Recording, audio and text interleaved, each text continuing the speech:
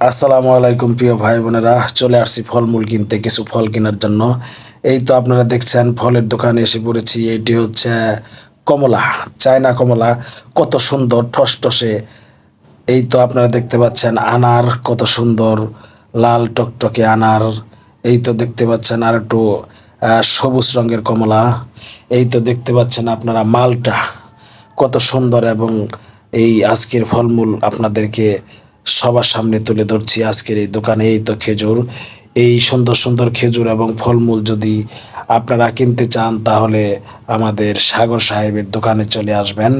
এটি হচ্ছে ভুসির মিল রোড।